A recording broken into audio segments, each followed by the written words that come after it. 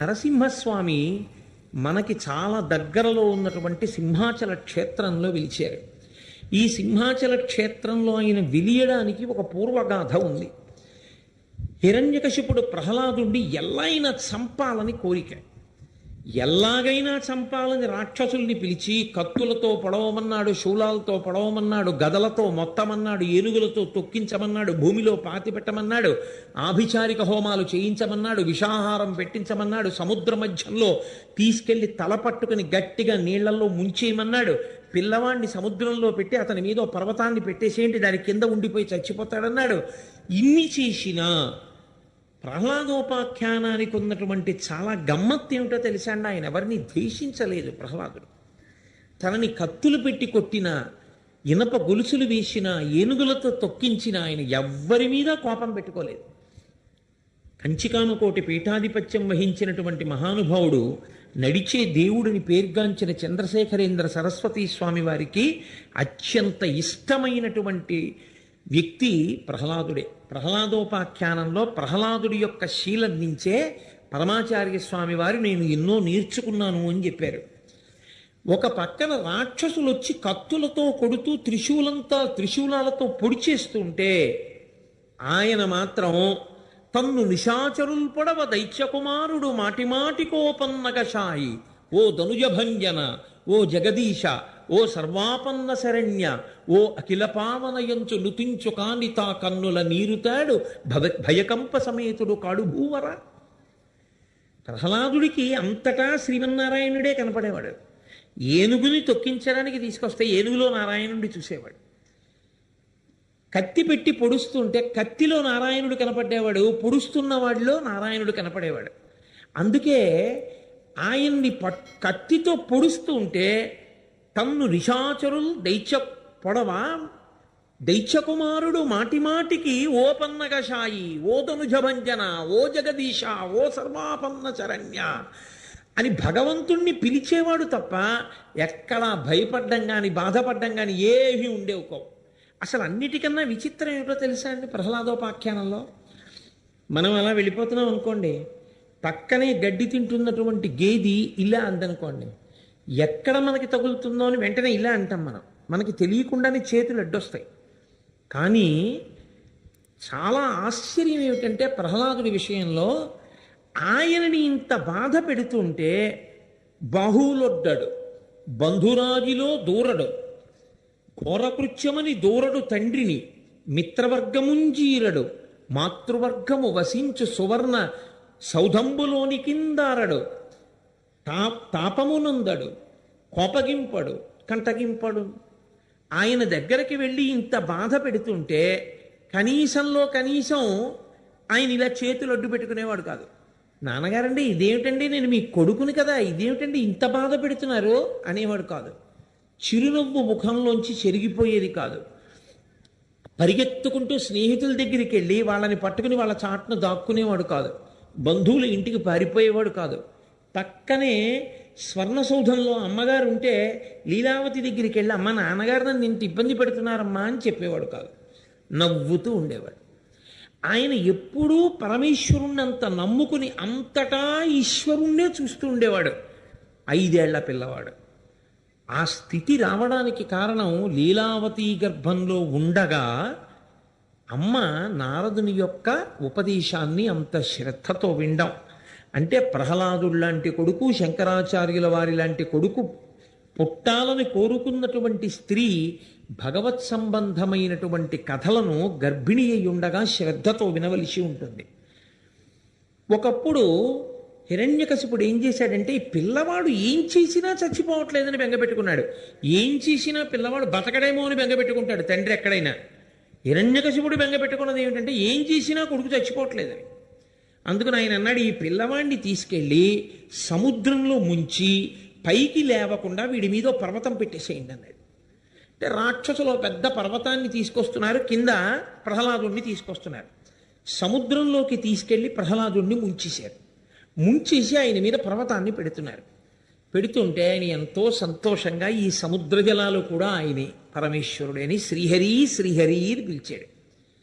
అయ్యో నా భక్తుడు ఎక్కడ కందిపోతాడోనని శ్రీమన్నారాయణుడు గరుత్మంతుణ్ణి అధిరోహించి గబగబా వచ్చి, చూడండి, పిల్లవాడి కంట్లో ఏదైనా పడిపోతుందేమో అంటే మనం బలంగా ఉఫ్ అని ఊదేసినట్టు ఏదో ఎగురుతూ వచ్చి పిల్లాడి కంట్లో పెడుతోంది అనుకోండి, ఉఫ్ అని ఊదేస్తాం కళ్ళల్లో పడకుండా. అలా శ్రీమన్నారాయణుడు రాక్షసుల చేతిలో ఉన్నటువంటి పర్వతాన్ని ఉఫ్ అని ఊదాడు. ఊదితే ఆ పర్వతం వెళ్ళి విశాఖపట్నం, విశాఖ సముద్రం, విశాఖ సముద్రనామం, ఆ సముద్రంలో ప్రహ్లాదుడిని ముంచారు. ముంచినప్పుడు ఆయన ఉఫ్ అని ఊదితే ఈ పర్వతం వెళ్ళి దూరంగా పడింది.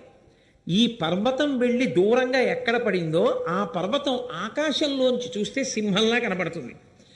శ్రీ మహావిష్ణువు యొక్క నోటి ఊపిరి చేత కొట్టబడి దూరంగా వెళ్ళి పడింది కాబట్టి దానికి సింహశైలము అని పేరు. ఆకాశంలోంచి చూస్తే సింహం ముఖంలా కనపడుతుంది కాబట్టి అచలము అంటే కొండ, సింహాచలము అంటే సింహము వంటి కొండ. అది ప్రహ్లాదుణ్ణి ముంచుతున్నప్పుడు శ్రీమన్నారాయణుడు ఊది దూరంగా పడేసిన కొండ. విశాఖ సముద్రం, సముద్రంలో నొక్కి పెట్టిన పిల్లవాణ్ణి ఆయన పైకి ఎత్తాడు. పైకెత్తితే ఎంతో సంతోషించి ప్రార్థన చేశాడు ప్రహ్లాదుడు. ప్రార్థన చేస్తే ఆయన అన్నాడు, ఇప్పుడు నీకు నేను ఏ రూపంతో కనపడ్డానో అదే రూపంతో రాబో కాలంలో నీ తండ్రి అయినటువంటి హిరణ్యకశిపుణ్ణి సంహారం చేస్తాను. నీ తండ్రి హిరణ్యకశిపుణ్ణి సంహారం చేసిన తరువాత నువ్వు రాజ్యం ఏలుతావు. నువ్వు హాయిగా కొడుకుల్ని మనవల్ని చూసిన తరువాత వానప్రస్థానికి వచ్చినప్పుడు సింహాచల క్షేత్రానికి వచ్చి నా దగ్గర ఉండి ప్రతిరోజు నన్ను సేవిస్తుండు. అప్పటి వరకు నేను సింహాచలంలో ఒక పుట్టలో ఇలాగే ఉంటానని సింహాచల క్షేత్రమునందు వరాహ నరసింహ స్వరూపంగా శ్రీమన్నారాయణుడు స్వయంభూగా ఆవిర్భవించాడు. చాలా కాలం అయిపోయింది. చాలా కాలం అయిపోయిన తర్వాత ప్రహ్లాదుడు వానప్రస్థాశ్రమ స్వీకారం చేసిన తర్వాత సింహాచలం పర్వతం మీదకి వచ్చి ప్రతిరోజు నరసింహస్వామి వారిని చక్కగా పూజ చేస్తూ ఉండేవాడు. అక్కడ ఉండేటటువంటి ప్రకృతి, ఆ అందం, ఆ కొండ, ఆ తోటలు, ఆ సంపంగి పూలు, ఆ మల్లెపూలు, జాజి తీగలు, నరసింహస్వామి, ప్రహ్లాదుడి యొక్క పూజ, ఇవన్నీ చూసి 33 కోట్ల మంది దేవతలు, అప్సరసలు, పరమశివుడు, చతుర్ముఖ బ్రహ్మగారు, నదులు అన్నీ ఆ పర్వతం దగ్గరికి వచ్చాయి. ఒకనాడు చైత్రశుద్ధ ఏకాదశి నాడు వచ్చాయి. అందుకే కళ్యాణం. చైత్రశుద్ధ ఏకాదశి నాడు వచ్చి అక్కడ ఉన్నటువంటి పరిసరాల్ని చూసి ఒక్క పరమేశ్వరుడే శివుడుగా ఉంటాడు, ఆ పరమేశ్వరుడే విష్ణువుగా ఉంటాడు. శివుడిగా పూజలు అందుకుంటే విష్ణువు క్షేత్రపాలకుడు, విష్ణువుగా పూజలు అందుకుంటే శివుడు క్షేత్రపాలకుడు. అంతేకాని శివకేశవుల మధ్య భేదం ఏమీ ఉండదు. కాబట్టి పరమశివుడు అన్నాడు, ఈ క్షేత్రమునకు నేను పరిపాలకుడిగా ఉంటాను అని స్వయంభూగా అక్కడ పరమశివుడు వెలిశాడు. అందుకే ఆ కింద త్రిపురాంతక స్వామి అన్న పేరుతో శివాలయం ఉంటుంది. పరమశివుడు ఇక్కడ వెలిశాడు కాబట్టి గంగా, యమున, సరస్వతి ముగ్గురం ఇక్కడ మేము గంగధార అనే పేరుతో వెలుస్తాము. ఈ జలాలతో స్వామివారికి ప్రతిరోజు పూజాది కార్యక్రమాలు చెయ్యాలి అని నదులు అడిగి ఇప్పటికీ అందుకే గంగధార అని అందులో స్నానం చేస్తారు. ఆ పక్కనే వీరభద్రస్వామి దేవాలయం, ఆంజనేయ స్వామి దేవాలయం ఉంటాయి. ఆ గంగధార అక్కడ పడుతూ ఉంటే ఆ గంగధారలో ఉండేటటువంటి తీర్థంతోనే స్వామివారి యొక్క పూజా కార్యక్రమాలన్నింటినీ నిర్వహణ చేస్తూ ఉంటారు. కృతయుగంలో ప్రహ్లాదుడు చాలా కాలం వానప్రస్థంలో ఉన్నప్పుడు ఆయన్ని ఆరాధించి ఆరాధించి ఆరాధించి ధన్యుడయ్యాడు. తర్వాత ప్రహ్లాదుని యొక్క శరీరం పడిపోయింది. ప్రహ్లాదుని శరీరం పడిపోయిన తర్వాత నరసింహస్వామి వారు కొండ మీద ఉండిపోయారు. పుట్ట పట్టేసింది ఆయన మీద.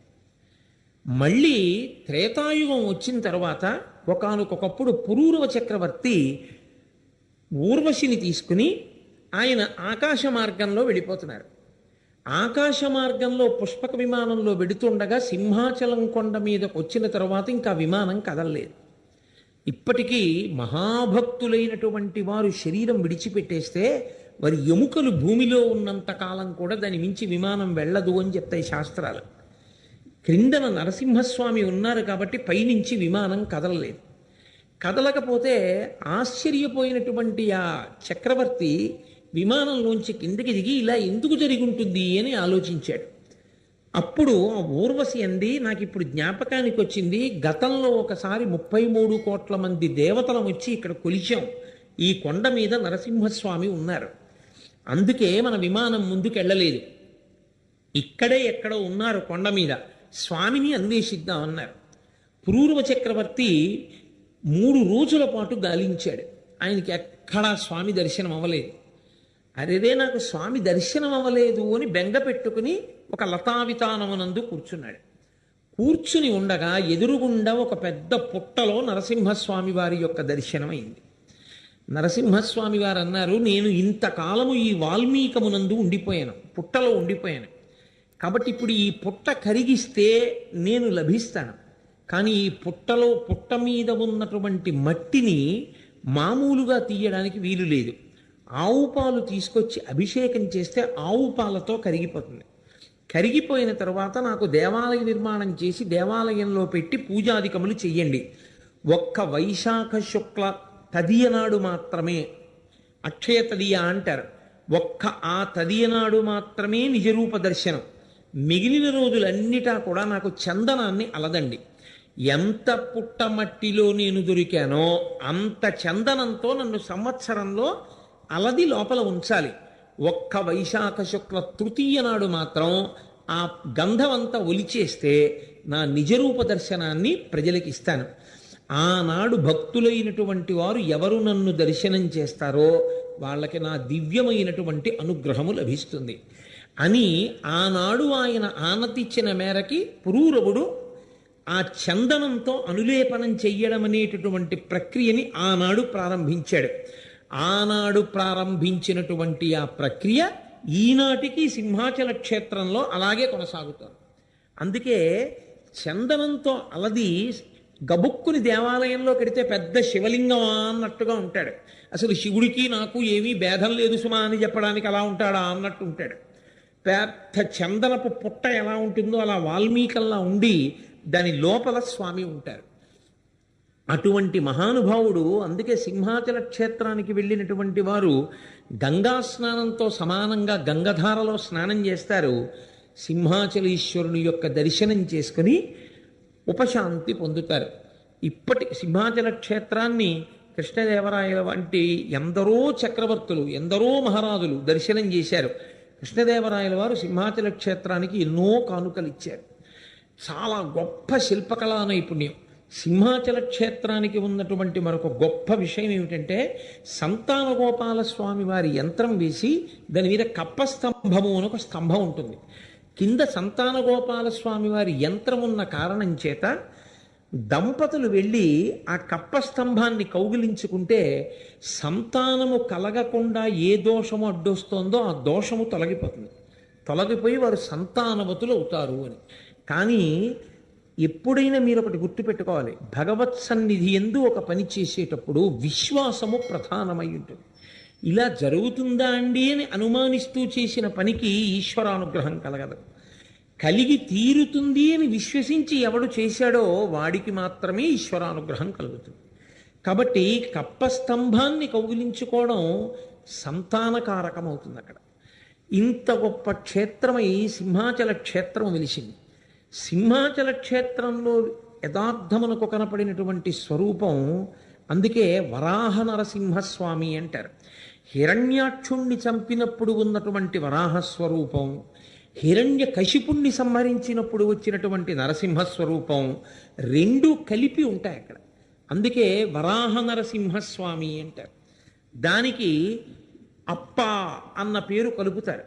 అందుకే మీకు సింహాచల క్షేత్రం పక్కన ఉండే ప్రాంతాల్లో ఎక్కడ చూసినా మీకు అప్పన్న, అప్పల నరసింహం, అప్పలాచార్యులు ఇలాంటి పేర్లు ఎక్కువ ఉంటాయి. ఆ కొండకి ప్రదక్షిణం చేస్తే జన్మించినటువంటి మహానుభావుల్లో శ్రీమాన్ శ్రీభాష్యం అప్పలాచార్య స్వామి వారు ఒకరు.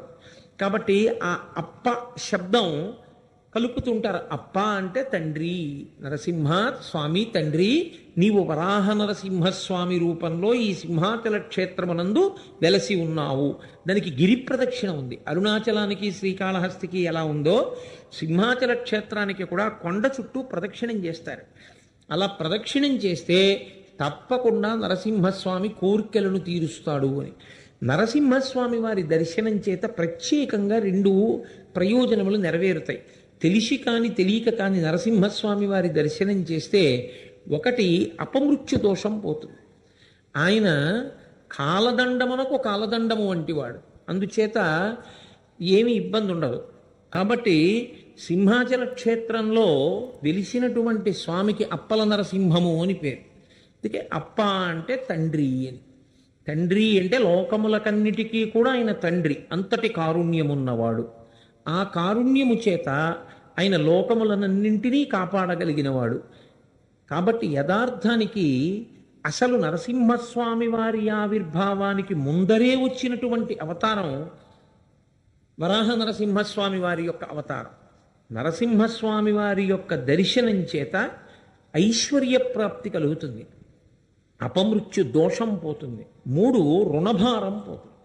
అప్పులున్న వాళ్ళు ఎక్కువగా నరసింహస్వామి వారి దర్శనం చేస్తే ఆయన యొక్క అనుగ్రహంతో ఐశ్వర్యం కలిసి వచ్చి రుణభారం నుంచి బయటపడతారు అని. అంత గొప్ప స్వరూపం ఆ నరసింహ స్వరూపం.